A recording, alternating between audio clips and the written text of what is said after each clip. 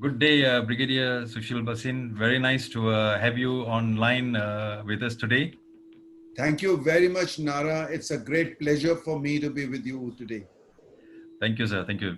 Ever since I've heard you speaking many months ago on online, and I was so impressed with your entire repertoire of knowledge, the way you carried yourself online in the digital area. I think they call it digital presence. And I must say, you were pretty much captivating. So, Thank you very much for saying that. It's an honor to be hearing that. Yes, I have realized that the importance of uh, online has been growing, and whatever is happening today would have in any case happened after maybe 5, 7 years. But mhm, this COVID has come and catapulted us at least right, 5 to 7 years forward. right, So whatever would have happened, let's say in 2025, 2027 has started happening now because we were forced globally to go into our homes, and then there was no other way of communicating, and then virtual connections became the only option. yes. So that has made us do a lot of things which primarily give us the importance of virtual engagements. Yes, yes. And the thing which perhaps struck me so much, and I don't know whether this is a scenario which it could have been felt by me, I'm not sure. But sometimes people say the digital era or the digital arena is best managed by millennials and Gen X or Gen Y, for example. And of course, this has no bearing to age. But what I mean is the way that you are so adept. So it makes that you are so versatile and flexible that you have got a very good grip on all of the digital media and this thing. So how did you get so involved, engrossed, and engaging? I don't really know how it happened, but it happened. It was 1994. I was posted in J&K in a place called Udhampur, and I just felt that I should have a computer. Okay. Now, I'm talking of a desktop. I'm talking of something like black and white screen. A monitor was black and white. I had a Dotmatics printer. It used to do. I remember those days. Yes. So I said I want to buy a computer, and a computer that time was costing about 40,000 rupees, and Okay. that was big money. And Yes. particularly for us in the army, where I Yes. think my salary was about that much. It was like 1 month's salary or something like that. I don't remember. So there's a friend of mine, and he was from the signals. He was a technically qualified guy. He had been to Hungary to do a course and all that. So he asked me, "Why do you want to be on the computer?" And I said, "Just like that, He said, "What will you do with it?" So I said, "Okay, I'll do my letters. I'll do my database." He said, "How many databases?" I said, I send about 1,000 greeting cards. So that is my database. Wow. So he said, Okay. "Just 1,000? 1,000 is not good enough. And what do you do? You do letters. Why don't you buy electronic typewriter to type letters?" He gave Okay. all types of things to tell me that I was not investing into something good. I see. And I just told him, I said, "I don't know the reason, but I want a computer. I just want it." So he came to the definition. He Okay. said, "Computer is a machine that handles complex data of high magnitude. Your data is neither complex nor high magnitude. Why would you need a computer?" And Okay. then when I insisted, he said, "Okay, then you buy a, what is it called? 236 or something." And I Yes. wanted a 286. 286. 286. 286. He Yes. said, "Buy a 286." And I wanted a 386. Okay. Okay. And he insisted, he said, "You're wasting your money. You don't need a 386." I happened to be going on leave, and at Pathankot, I went to the train stop there, and I went to the bookstall, and I picked up a magazine, and there were 2 or 3 computer magazines. And one of them on the cover said, "Which computer should you buy? Question mark." I said, "That's the magazine I want." Okay. And in my journey, I read that, and I got two very clear things. He said, if you are buying a computer, never ever buy a 286 because 286 is not upgradable. Okay. 386 is upgradable, 486 is already coming. So if you buy a 486. I bought a 486. I bought a 486, but it still came with the black and white monitor, the dot matrix printer and all that. And I started working on that. Okay, I still remember I used to work on, there was no Word. So I was using Lotus, and I was using, what is that, something for PowerPoint used to be called some storyboard. Storyboard. Okay, Okay. I still remember all those things. So we did that, and then I went to Delhi, and Delhi, in my neighbor's place, there was a little boy, and he fascinated by saying, "Uncle, are you using Windows?" Okay. So I said, Okay. "Windows? Like, I have a lot of Windows in my house." He says, "No, no, I'm talking about Windows on the computer." I Okay. said, "No, no, I don't know. I thought there were some gaps in some computer where there would be some Windows." He said, "No, no, it's a software." And I didn't even understand what software was. So anyway, the whole story is to say that I am a self-learned person from there. Okay. I got the Windows. I bought 32 floppies from the market, and he Right. copied those floppies for me, and I took them to the poor, installed them. And then that friend of mine, he didn't know what were Windows, and he was supposed to be highly qualified on computers. So I gave him my floppies. And Okay. then what happened in those floppies, there were some personal files which went viral because he gave it to somebody else gave it Oh, to somebody else, and everyone started copying those files, and my personal files were also being copied. wow. So we had some humorous Yes. issues on that. Right. Right. Right. Okay, so then, and also I went on to Facebook. I started Facebook from Orkut, and people say, "How are you interested in Orkut? Only children do it." Hmm. But Nara, telling you, I've been on Facebook from the time it started. I was on Orkut, and then I was on Twitter, and my children's friends used to say that our father doesn't even know T of Twitter, and I see your father so active on Twitter. So I have been, it was just a natural instinct, Yeah. uh, and I was a social guy. I've done now a lot of my work on social media. I still feel when I talk to people who are good at it, I feel I'm way behind. Hmm. But then there are some other people who make me feel I'm forward. But yes, Right. I'm very adaptive. Yeah. I look for the latest technology that I can borrow. I keep trying a lot of experiments on my laptop, and I spend a Yeah. lot of it. I think my whole day is spent on my laptop. I'm, I must say that I was so impressed with the story which you mentioned. And I know from what I know of you that you have been in the army for so long, 35 years, if I'm not mistaken, 34, and yeah, 34 years, yeah. 34 years. And I'm thinking, I want to ask you about that, but I'm thinking that there must have, that whole journey of the 34 years must have always kept you on your toes and must have always kept you in a situation of fluidity, of flexibility. And maybe that is what is actually bringing you to where you are now. But let me ask you that. Tell me about your time in the army and how it was. What were your So, experiences there? yeah, if somebody says, what is the best thing that happened to you in your life? I say NDA. So, even you see on my lapel pin, this lapel here. NDA, This is yes. NDA. Okay. For me, like that was the best thing that happened in my life. And I think joining the army was probably the best thing that happened. I just loved the army life. It was a life which was very valuable. There were very good, very healthy traditions. There was good discipline, and I got into discipline right in the childhood because I went to a scenic school, which is a military school, and then from there I went to NDA, IMA, and then to the army. So for me, very early in childhood, did I learn the importance of routine, of time, Mhm. of sticking to time, being punctual. Those became like your DNA. And Okay.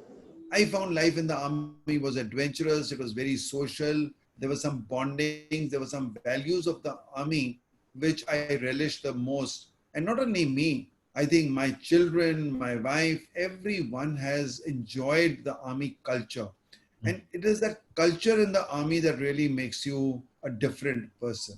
Your thinking becomes different, your behavior, your conduct, your values in life, when you see life and death so closely, not Right. only your own, but when you see your own friends, your own colleagues, your own jawans die in front of you, it gives you the value of human life so much more than what it does in a normal civil life.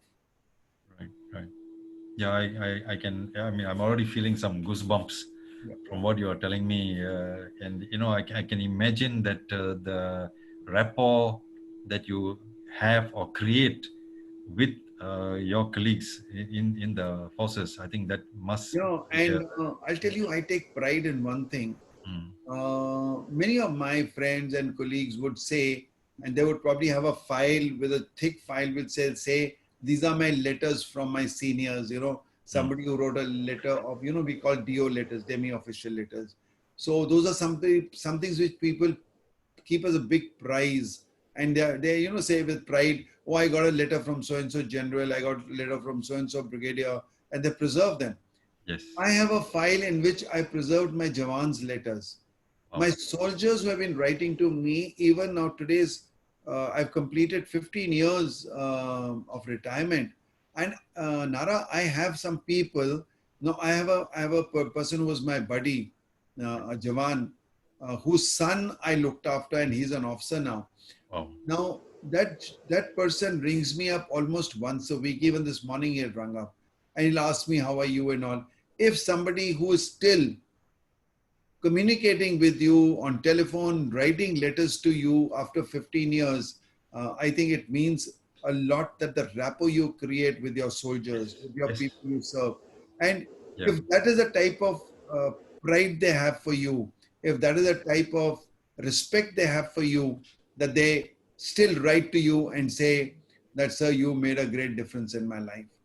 Right. That is Exactly. something which is Exactly. so, no amount of money, no millions of dollars can give you that type of feeling that you Right. get. True. And So you know I've been the. doing a program, just to intervene. Yes. I've been doing a program which I call Battlefield to Boardroom, Okay. which I've been doing in the corporate world, where there are some very simple methods, very, very simple tools or simple processes that we follow in the army, and they're so easily translatable to the corporate world. And when I tell this to people and they say, sir, why don't we do in the corporate like this? I say, you tell me, why don't you do it? I can't tell you. So whatever, because Sun Tzu said that whatever is the art of war, Yes. it's easily applicable in the corporate life as well. Yes. And there's lots and lots of lessons that one can learn from the army, which Yeah. can be applied in the corporate environment, particularly when it comes to leadership, it comes to teamwork, it comes to trust, it comes to bonding, it comes to communications. There are so many of the procedures, so many of the tools that we use are absolutely replicable in the corporate world. That's wonderful. When you were talking about your experiences, and until now, people still communicate with you. I must give you an example of, in my case, when my father, when he retired from his first employment at the age of 55, the day after that, someone came and asked him to help manage a scholarship fund board. And then from that age of 55, he worked until 92 in that scholarship fund, and that really kept him going. He would take two buses to go to that place and work, etc. But really what kept him going was seeing those students, interviewing them, arranging the scholarship for them, and then chasing them when they are not paying up, and etc., advising, mentoring, guiding. That really kept him going.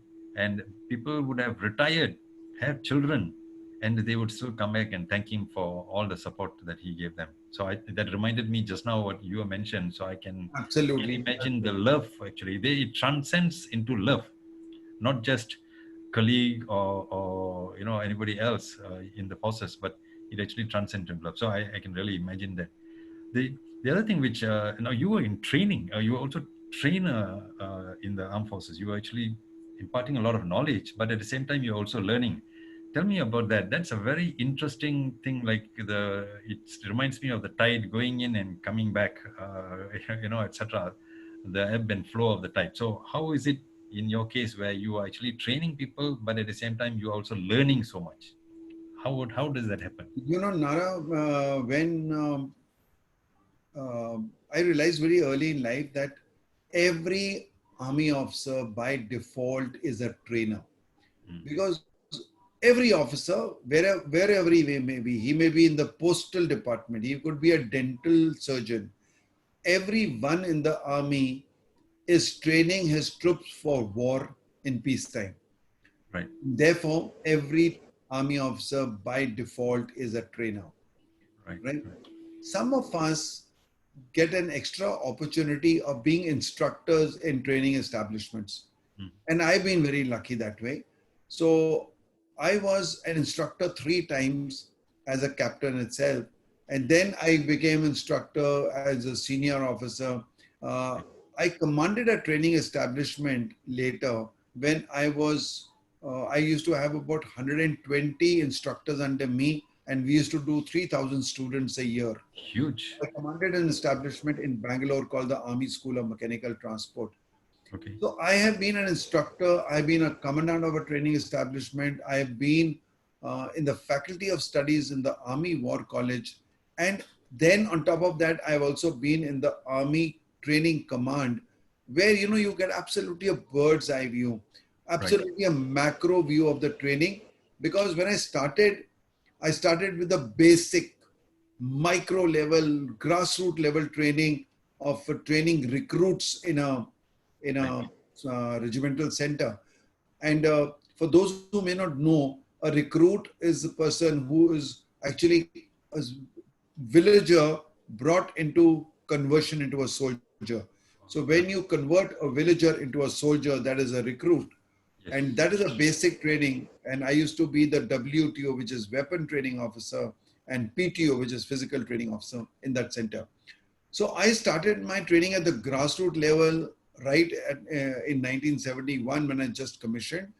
And when I was in the Army Training Command, now we were responsible for formulating training doctrine for the Indian Army.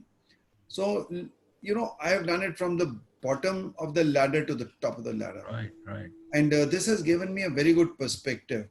Second is that I have also trained in all environments. So I have commanded a battalion in desert. So I've laid out a desert driving track. I used to do desert driving training and all that. I was a second in command in a mountain battalion. So I got to know mountain warfare very well. And mountain training I did. So I've done all this. I was in Assam, I've done jungles, I've done mountains, I've done plains, I've done deserts. So all terrain. Then, in the army, you did classroom training, you did outdoor training, you did outdoor training with troops, without troops. So as a result, I've had a training perspective, which very, very few people are lucky. Yes. Even in the army, not many officers are as lucky as I was to get exposed to these Correct. varying training environments. Yes. Yes. And I've seen you, in the training arena. So I'm just imagining back, those years, how you were imparting the knowledge and guiding them and transforming, as you said, from a villager now to coming I into a can I recruit. can tell you with pride Yeah, that particularly when I got my first instructional appointment in ASMT, when I was I think I should have been, I was 25 or 26 that time, and I was a young captain. I became an instructor. Now, I used to run a class of about 32. Normally, the average strength was about 30. So could be 32, could be 28 officers, and at least 50%, at least if not more, were senior to me. And now in the army, to be an instructor and teaching officers were senior to you, where hierarchy matters a lot, it was a great challenge. But when I used to come after class and then you came out and you had a tea break or you're meeting people informally, These senior officers senior to me, when they said, Sushil, I think you are an excellent instructor. And that used to give you such a great feel. And I commanded their respect despite being junior to them. Right, And right. that was a very spectacular feeling that I used to get. Yes, yes. And therefore, training became very challenging for me. And let me share an incident with you. Because I was dealing with vehicles, ASMT was Army School of Mechanical Transport. So they, in a Shaktiman vehicle, which is one of our main 3-ton vehicles, load carrier vehicles, there was something called a switch contact relay. And a switch contact relay used to, in the Shaktiman, there are 2 batteries. And you need to put them into parallel when you have to start the vehicle, and after, so that you get more power to start the vehicle, and then you put them in series. So there's a switch contact relay which connects the, which changes the parallel connection to series connection. Now it's a complicated, very complicated little equipment, and you catch it in your hand and you're teaching it to your students. So one day there was, I was having a cup of tea with a senior trainer and senior instructor. And then I suddenly looked at my watch and I said, sir, I think it's time for me to go for my class. So he said, what's the class? I said, switch contact relay. He said, don't worry, even if you take 5 minutes more, in any case, whatever you teach, nobody's going to understand. It's such a complicated thing. So, I told him, because I told him in Hindi, I said, say, the toheen hai instructor, it's a disgrace to an instructor if he can't teach well. Yes. Let me tell you, in my class, everyone understands switch contact relay. I make it so Right, simple. right. Yeah. Then I said, I'm leaving, but if you want to see, come and see how I conduct my class.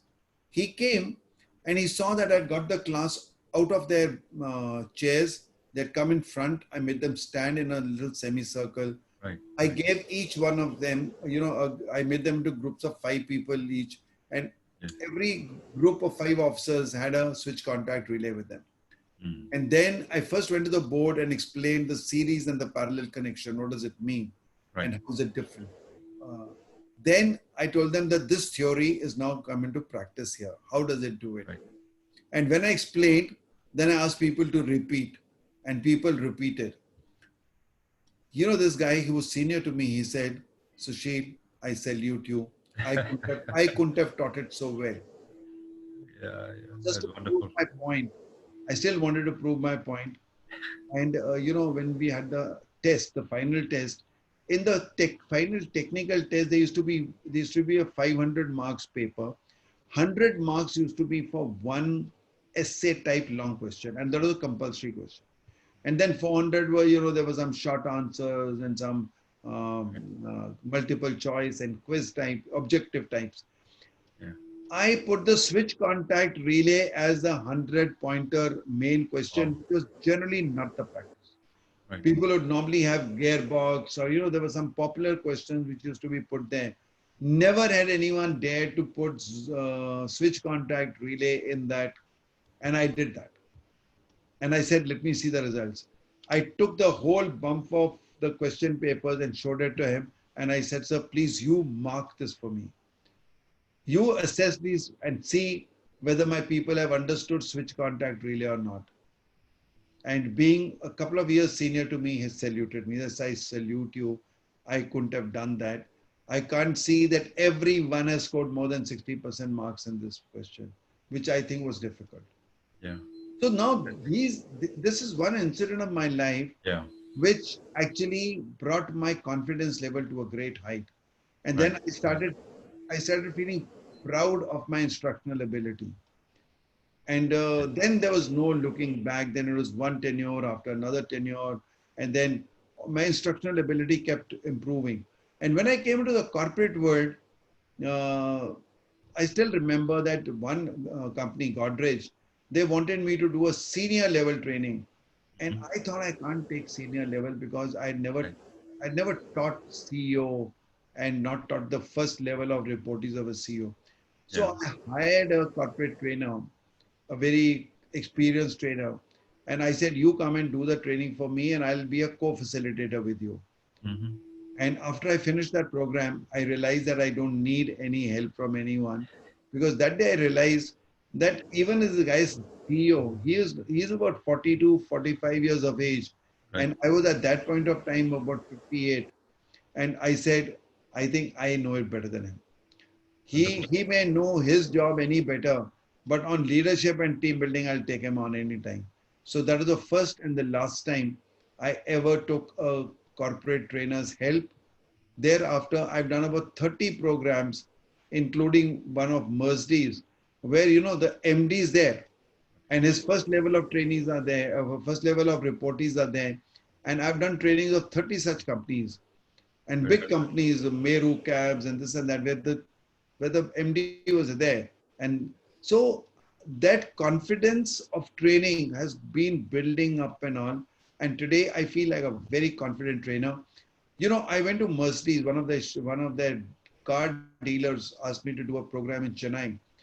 And I told them, I gave them a proposal and I said, I can do this training for you. They had to sell a very challenging, I still remember, they had to sell 837 cars and in a year. That was a target given to them. And the entire team was of the opinion it can't be done. So I told them, okay, I'll make it happen. You give me 10 sessions, one every month. And after 10 months, if you don't sell 837 cars, don't pay me a penny. And they were so impressed by my confidence that I'm prepared to do 10 sessions without taking the money. I said, pay me only when you sell 837 cars. Because I don't teach for knowledge, I teach for results. Right. Right. So it has been a great journey. There have been lots of ups and downs. There have been a lot of challenges. It has been an interesting, rewarding journey, but not an easy journey by any chance.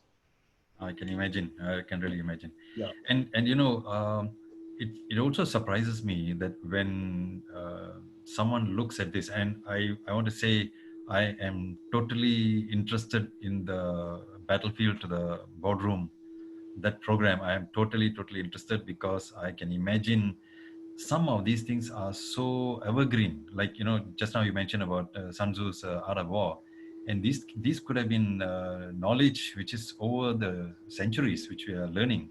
Yeah. They are evergreen because those are blueprints for success that Because any they any deal with corporate must know. fundamentals. Yeah. They deal with fundamentals. Fundamentals Yes. never change. Yes. And Application may change, that's right.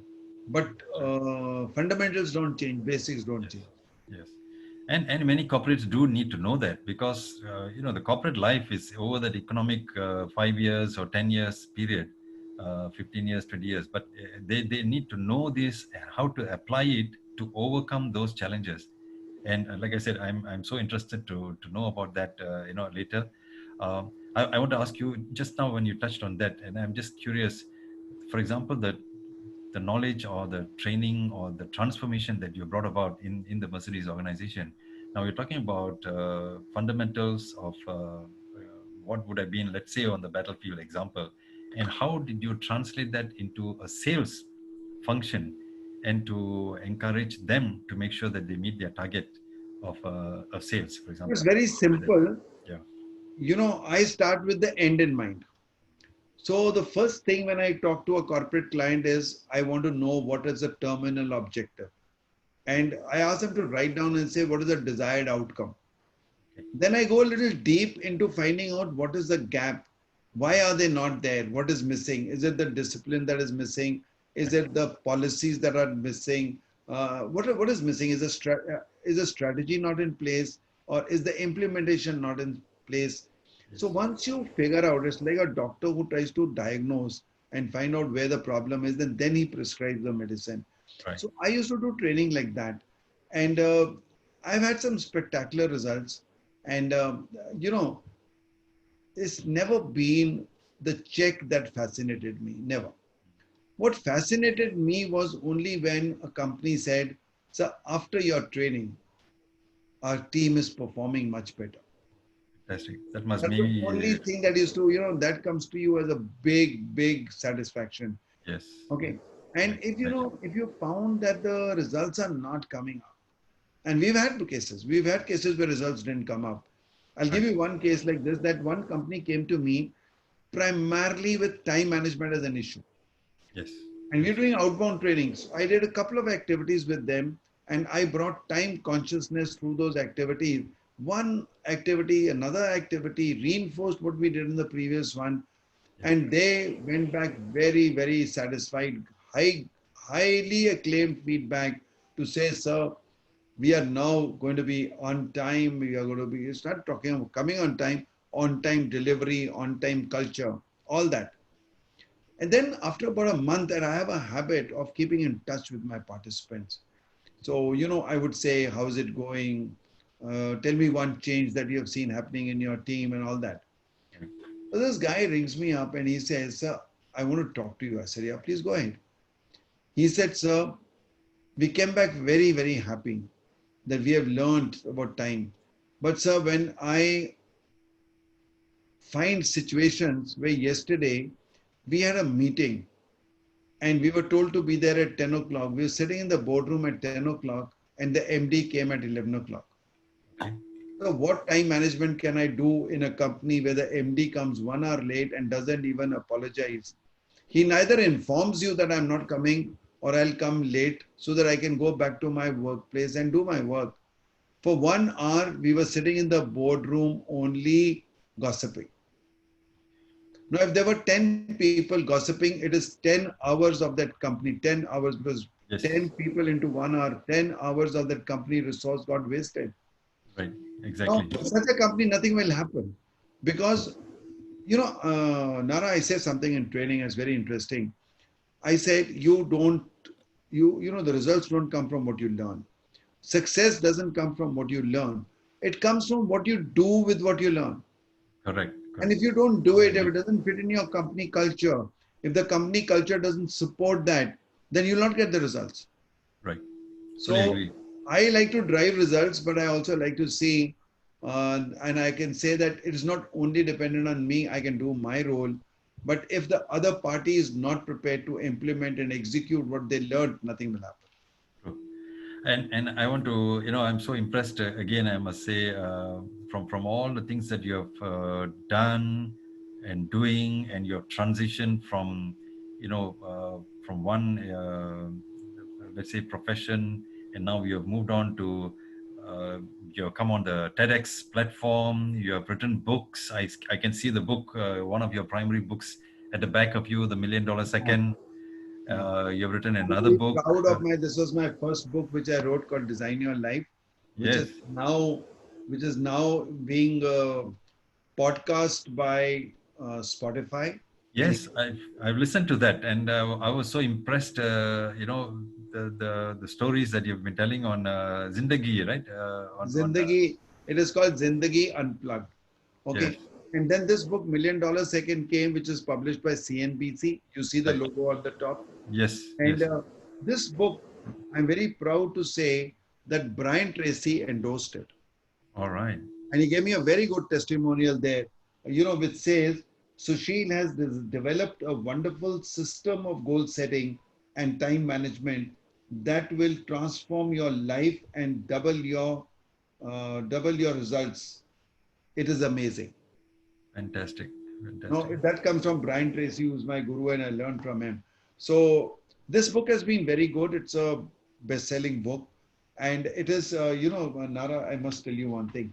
I'm very proud to say two, three things about this book. One is that it's got a little uniqueness that after every chapter, you see these blue lines. Right, This right. is the chapter summary. So I Okay, just these are the major takeaways from this chapter. And right. then there is a place where you have reflection and action. So you have to Excellent. write down how did this chapter mean to you in your life, and Yes, then below you have to write down what actions will you take. right. Okay, you have to do it chapter after chapter. And in the end of the book, you have to write your notes. There's a place for notes.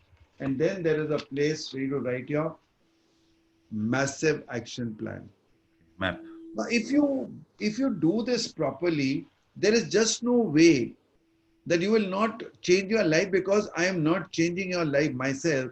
I Yes, am asking you to probe into your life and say, are you doing this? Would you like right. to do this better? So that means I'm actually creating a self consciousness of Right. becoming mindful of time. Correct. Correct. So I, this is I, something. I speak about time management myself, so I can imagine your book is a major workbook, which is I would say contribute to super productivity. Yeah. And then I've got, when I do my time management and productivity workshops, I do a productivity workshop, which has time management, goal setting, and productivity, three elements. Fantastic. And I have a workbook for that. So people have to keep writing their stuff as we go along. Very good. I also want to tell you one thing, that I claim to be the only author in the world who created an online community of all my readers. So Okay. in my book, a lot of, normally a book is a one-way communication. It's from the author to the reader.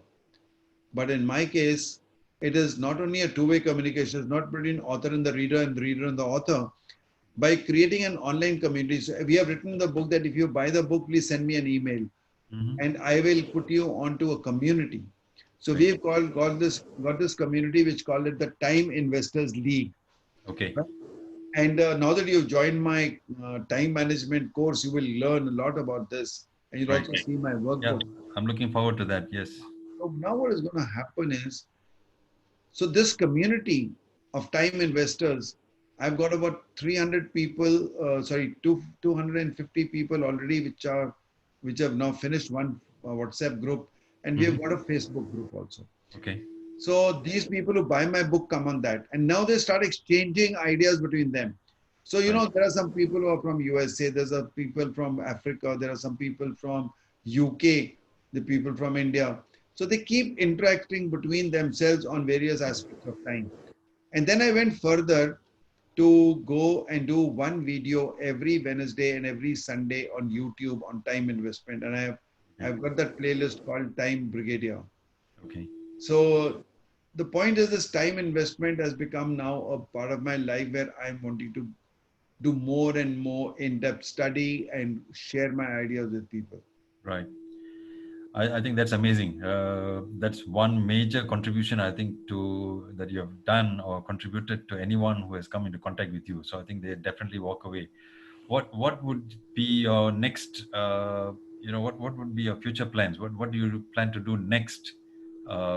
As you're already on a major pipeline to impact so many people. What are your next Yeah, ambitions? it's a work in progress. So I made a mission of my life. It's not my Mhm. book, but it's a mission of my life to create a time conscious society. Right.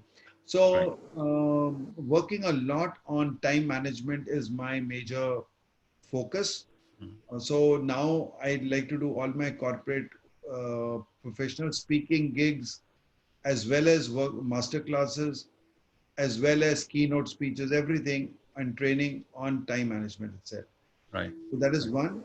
And secondly, that I got fascinated with this online thing. So I created this program called Train the Online Trainer, which you have just finished with Right. now, and you have experienced it. So this, we are going to keep improving it and do more and more batches of this.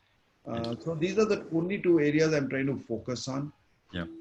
I've been able to write three more books in this COVID-19 time. Just Right. in the last 3 months in the lockdown, I've been a co-author in three books. Wonderful, wonderful.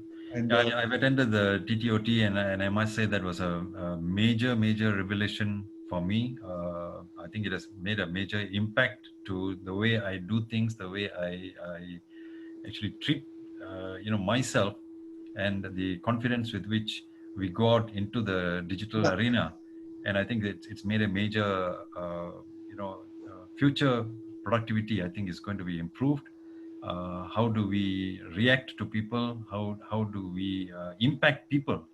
I think that's going to be, like you said, it's a by your meaningful community by that, your that coming actually. onto this program, and Renita coming from Singapore, we are now looking at how to taking advantage of the online condition, that while restricted to India.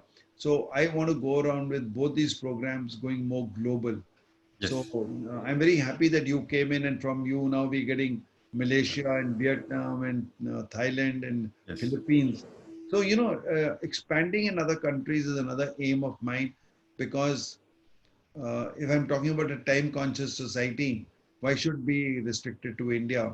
Sure. And today the world has shrunk so much with Yes. internet, that we want to make an impact everywhere. Yeah.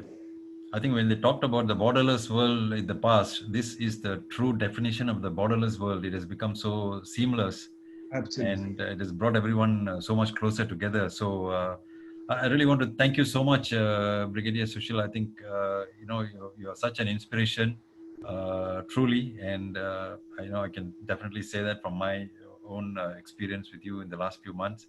And I think anyone listening to the video, really, I would say get in touch with Brigadier Sushil Bhasin and find a way to get involved in the community, in the meaningful community, and become more conscious of time management. Thank you So, very much. Thank you for giving me this opportunity, and it's been a great investment of time with you.